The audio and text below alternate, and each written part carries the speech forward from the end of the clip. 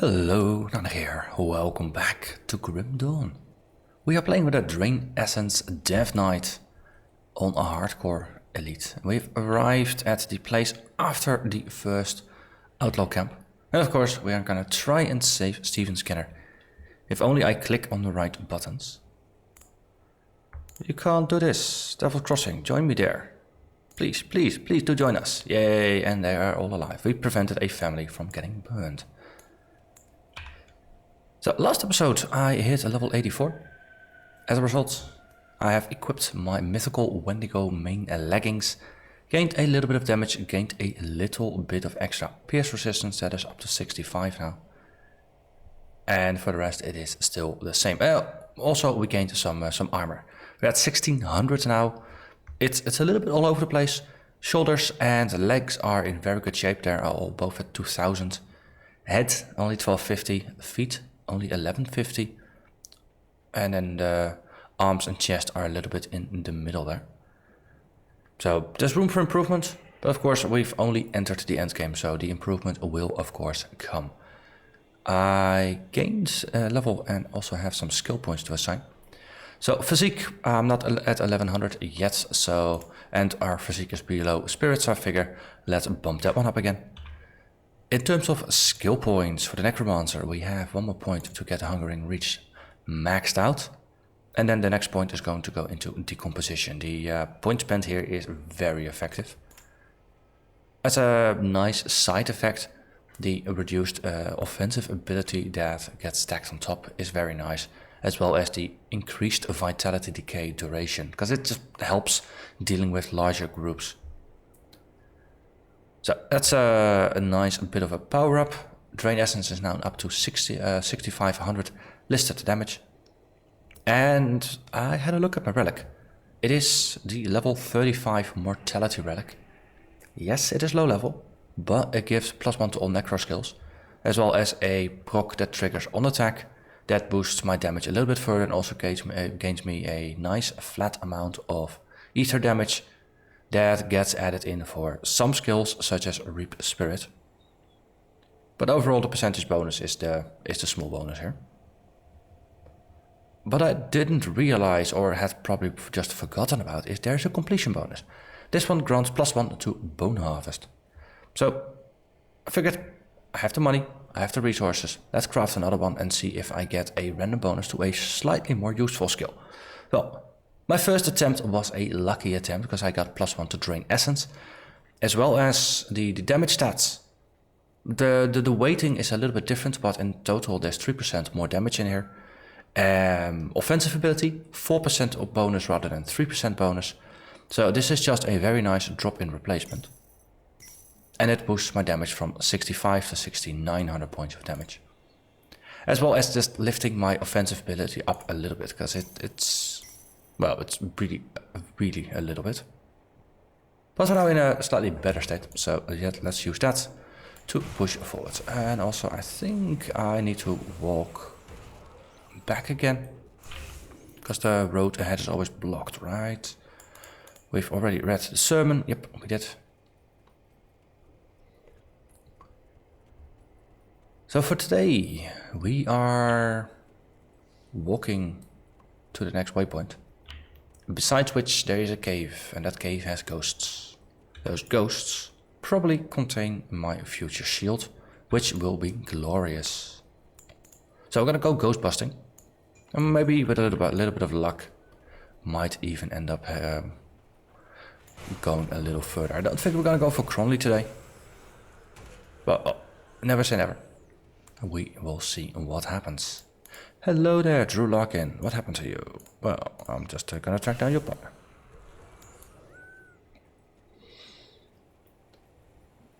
Oh, wait. Wasn't there a secret path here? Yep. And then a corpse. A corpse with a lot of loot. It's always nice, those little secret passages off to the side. Now there is the cave. Oh wait, did I see Helming? Okay, we're gonna take a detour. We're gonna go up through the cave. Because, well, killing beasties is fun and profitable. especially when they are heroic. So I had a bit of a, let's see, Hellmane the Burning. And that's also Rotmane the Diseased, yep. The brothers or something, or siblings. Not quite sure what they are. Well, they're pretty close to being dead, that's what they are. So I had a look at the list of Nemesis mobs. Turns out there's only one Nemesis per faction, rather than a larger variety. So that does make it easy to keep track of what to expect. So I only have Nemesis status with the beasts. For the beasts, the Nemesis beast is Chupacabra, which only appears in Act 5 and 6. So for now, we're perfectly safe, it appears. Come, shield bearers, come, give me my rewards. It's also, this tunnel of course is always filled with a lot of heroes and some nice boss fights. So some respect for the enemies is to be had. But it's gonna be a glorious loot fest, that's for sure. And even a corpse with loot. I like it.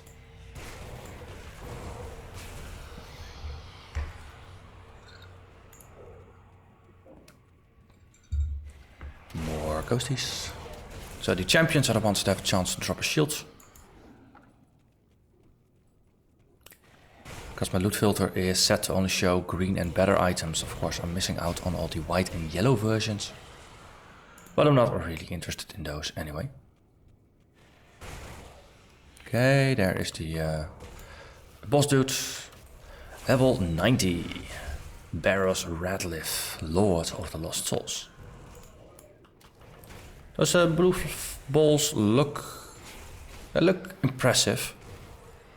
They don't feel impressive though. I'm very happy for that.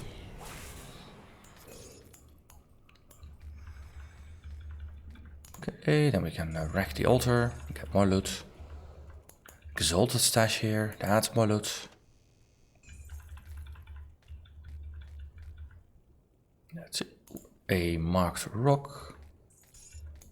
Not a lot of loot. Anything else here that we're missing? No. So far, no shields. We did get a couple of blue items. Okay. So we got ourselves a mythical mark of broken oaths. It's chaos damage, some poison res, and occultist skills, so that is not all that helpful. 10% chance on attack to cast a warp blast, which is just a boatload of chaos damage. AoE, 3 meter radius. Seems interesting. But again, nope, not our element, so not our problem. Mythical hulking leg guards. A little bit more armor than what we have. 10% chance on attack to cast Earthquake. So that's a nice AoE physical damage. We're not synergizing physical, so that's why the damage is puny. +2 to Overguard is nice and defensive, but totally a mismatch. And the mythical words of Inquisitor Abalon. Well, it is Inquisitor, it does give +2 to Drain Essence, but it is an offhand, so kind of disqualifies the thing as far as I'm concerned. At least for this build. No, if I ever gonna play a Inquisitor Necromancer, then of course it could be very helpful.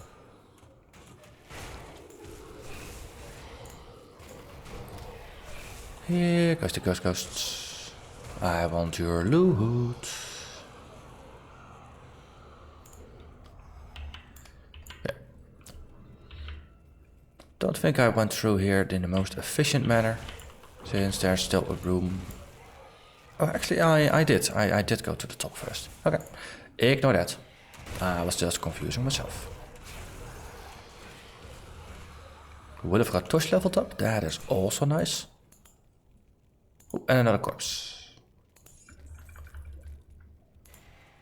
So it's too bad that I haven't found myself a new shield yet. I'll probably end up farming this specific cave multiple times. Probably as a warm-up before starting to record episodes, things like that. This was the one we entered in, right? Right. Yeah. So we can just go through here and then exit out the other side. But as I was saying, I'll probably use this one as a farming spot to get myself an upgraded Spectral War Shield.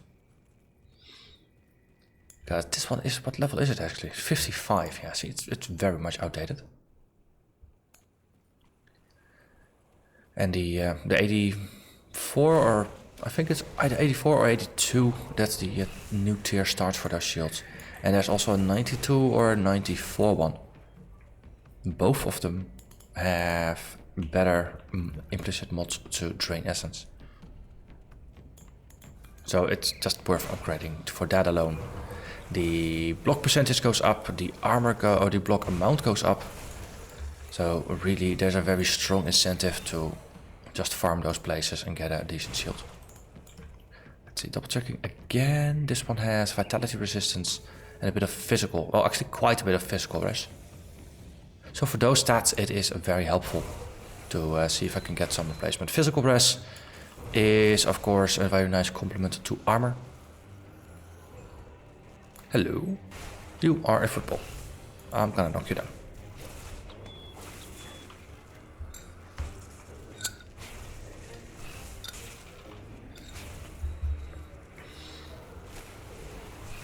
And there we go. Hey, what? Oh yeah, Isaiah. Hello. Are you Isaiah? Let's just be nice. I'm sorry I rushed to judgment and we got some more experience. Really, he's a good guy. And he's more importantly, he will be a merchant further up in town. So if you're friendly to the merchants, then you're gonna get access to them and maybe some nice discounts. Not quite sure it worked that way. So what do you need assistance with? We will search for your elder. So this is gonna be a quest where we have an opportunity to lie in order to keep the thing we're sent out to find. Yeah. And there's still plenty of time.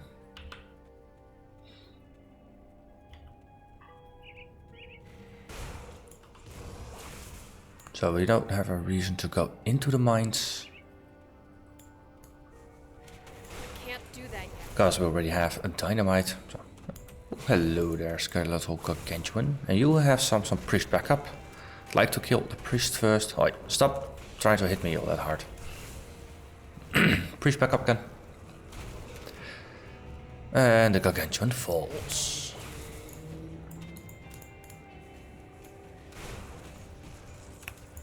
Just got to realize it's been a while since we faced undead, isn't it? Because it's mostly the ethereals in Malmouth. And there's a lot of cultists before that. So the Necropolis was probably the last time we actually had some fun with undead. Undead are also a faction that is still not quite there yet in terms of nemesis status. Not quite. So killing all of them is a good way to just up your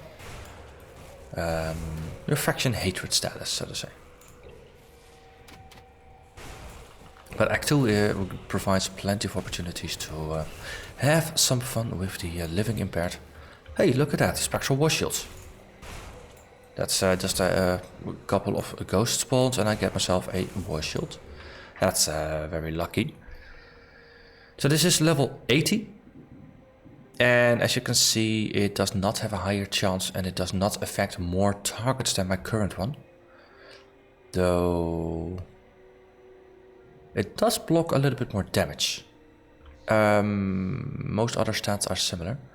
It's also funny that it is a durable Spectral War Shield, so it has the physical resistance built in. It has more vitality resistance, a bit more vitality retaliation.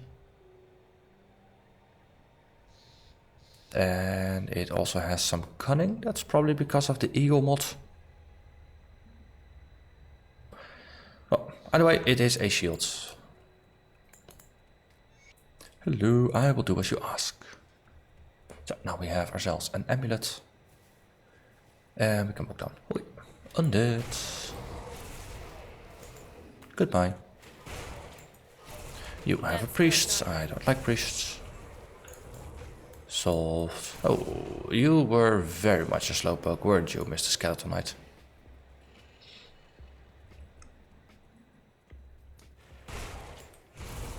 And then we got some Cronleys, that's also good. Still need to kill a lot of Cronley's gang as well. They're not even at hated yet. So, blew up the dynamite. I have to remember to go back to the original town for the amulet quest. There's a choice between handing it in and keeping it. If you keep it, then it becomes a relic. Thing is, I'm pretty darn happy with my mortality relic, so I don't need the relic. But it is a relic that I think that is the only way to obtain it. So if you want it, then of course you want to go for that one. It has some energy sustain, and I think there was also an elemental damage component to it. But for me, it feels like a bit of a mismatch. Ooh, hello there. Ethereum. And yeah, let's not stand in the middle of your ether storms. They look a little painful. And that you are, and I get a purple item. Yay! So, what did we score? We scored a belt. Ooh, a belt. Mythical Blade Breaker Sash. So, pierce damage, crit damage. Pierce damage, cold damage, frostburn damage. Yeah, this is definitely leaning towards the Nightblade side. +1 to all Nightblade, +2 to Makovian's advantage, that's Soldier. And +1 to Belgovian Shears, that is Nightblade again. Max bleed resist, offensive, defensive ability. So, it's perfectly fine, but not for this build.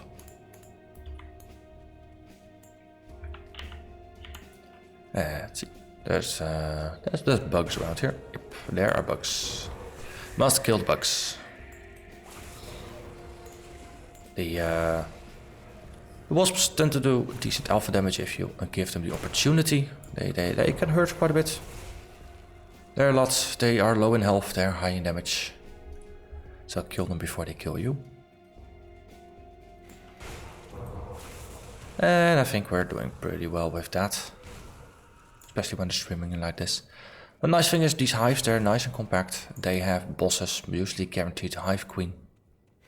So in terms of loot drop efficiency, they always seem like very nice places to be.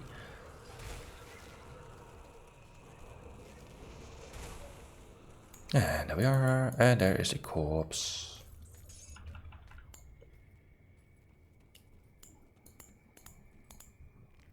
Okay.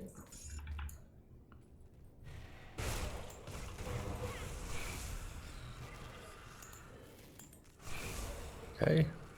They're all just streaming in one by one, and they never really have an opportunity to actually do some real damage. Runnerprax, 5 levels above me. That's not too bad. Oh, hello.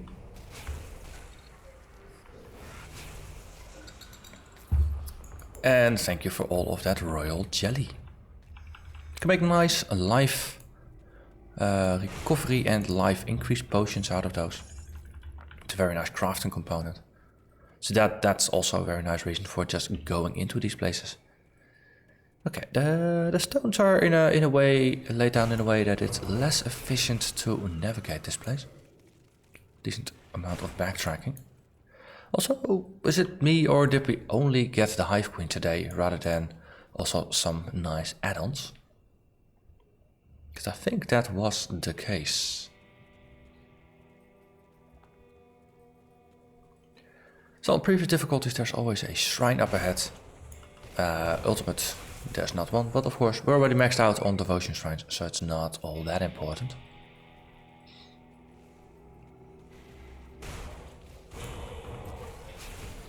Ah, poor cowboy. Just being stuck between the wasps. Well, it looked like the wasp was trying to sting him. So I guess he was lucky in that regard. And then hello. Mornay sent me. What do you want? We have a deal. What was the deal? I'm not quite sure, but we have a deal. What is it? What can be done? I will help you. Oh yeah, this is the Shrine of Mokdragon. You have quite some people injured. Can I help? Here, royal jelly. I found gobs of it. And we got a recipe we already have, as well as some ointments. Highest tier, 20 health per second. And someone who has been hurt by a troll. So, ointment, we can put that away. Like that, and like that. Iron well spent. Before I forget, we have the... Seriously? Didn't I tag the waypoint? Okay, I'm feeling slightly silly now. Okay, I'll go back there in between episodes then and just have a chat, and I'll just gonna hand it in, be nice and honest about it, get some reputation. So for now we can just push forward a little bit. We have a troll here, level 94. That's 10 levels above me. So just intentionally trying to face tank the troll smash. Not the wisest, but Warcry just before reduces the damage it does. There's quite a bleeding and poison component to it, it appears like. And I just completely tanked through here. Which is well, a good thing to do with most challenging fights.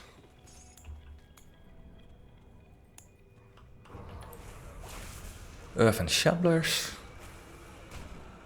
I still remember back in the day when these things were dangerous. Usually in normal they're actually incredibly dangerous. By the time you encounter them they have high spike damage. And your defenses are really low. Okay, Boris, Master of the Arena, is part of a bounty. So we're gonna say hello to Boris. We'll just reflect his damage back to him, seems poetic. Also someone with no dual weapons, faster attacks, then you might actually benefit a little bit from that.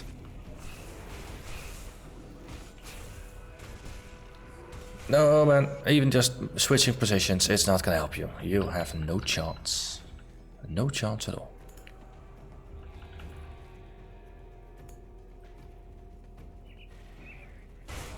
Okay. Hey, there's some folks here to rescue. Someone's throwing knives at me.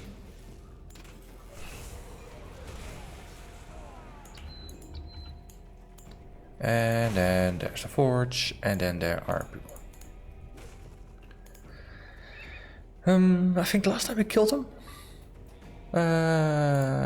But maybe we're not gonna be nice today. Yeah, I'm listening. Okay, now get out of here. Get moving. Didn't even get a bonus here. That's... They're not really putting the incentives in a place where it's really beneficial for me to help them out, is it?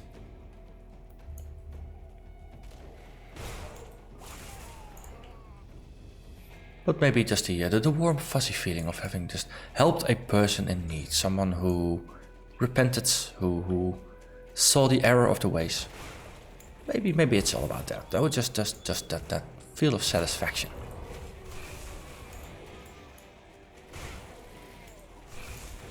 Still waiting for that feel of satisfaction, by the way. Ooh. What would they be keeping in us? Ah, wait, there's a bed in a circle of salt. They're just warding themselves against the ethereals. Interesting. Since the Crawley faction does seem to have their lot thrown in with the ethereals, well, at least Crawley has. Apparently, among the ranks, the opinions are mixed. Because it's only the inner circle that have been... how to put it? Been blessed with the Ascension stuff? Dravko, the torch. Okay, so yeah, you're throwing a lot of fire stuff at me. In the end, it did not help. So the whole sense of just having a lot of power here. On the one hand, it is fun. It's very nice to just play through the game, not having to really pay too much attention to positioning and stuff in every single fight. On the other hand, At some point it's gonna get you rusty, gonna get you sloppy, and it's gonna get you killed. For now I'm enjoying it, but yeah, there's mixed feelings here. Hey, hello there, the wall. Okay, so there's a lot of enemies here. I think I'm just gonna try to reduce the numbers a little bit. And then we only have you here, that's good. Okay, you ranged folks apparently don't really wanna die, so let's just fix that. And then in the process, we just take out the wall. Drain Essence has a very nice damage over time component, so even if you're not focusing on specific enemies, of course, they will still continue to tick down and slowly die.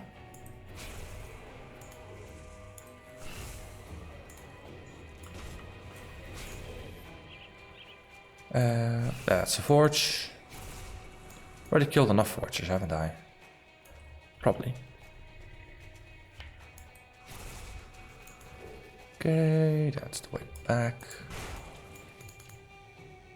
So chest hidden here. So many hidden places. There's another chest here. So many hidden places, so little time. And it's so easy to forget some of them.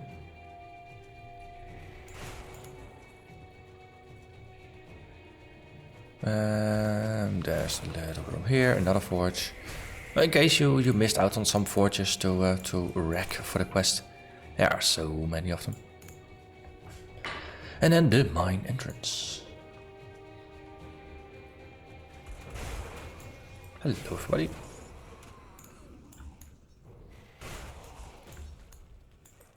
So the lashback from Spectral Wrath is still very helpful. It's not time to refresh the quests, because we completed at least 2 of them. Quaid, we got the forges, and then next up is gonna be moneybags. Yep. Hey, of course, for Troll Dude, we auto complete the quest and then he dies, apparently. So there's that. Pop a rift here. I see we still need to have a chat with Steven Skinner. We saved him from the burning house all the way at the start of the episode. I'll give you a good price. Up here, yep, there we go. Thank you, take care. And we got the Skinner family shield as well as a very nice 28,000 reputation. Some physical damage, some health, and some pierce resist. Not a bad ring, but compared to the items I currently have, it is just not holding up. Sorry, it's a say. I think that is gonna be a good place to end it. I'll work on walking back to the camp and handing in the quest, but I'm not gonna bore you with the long and uneventful walk there. So for now, I'm gonna thank you very much for watching and hope to see you again next episode. Bye bye.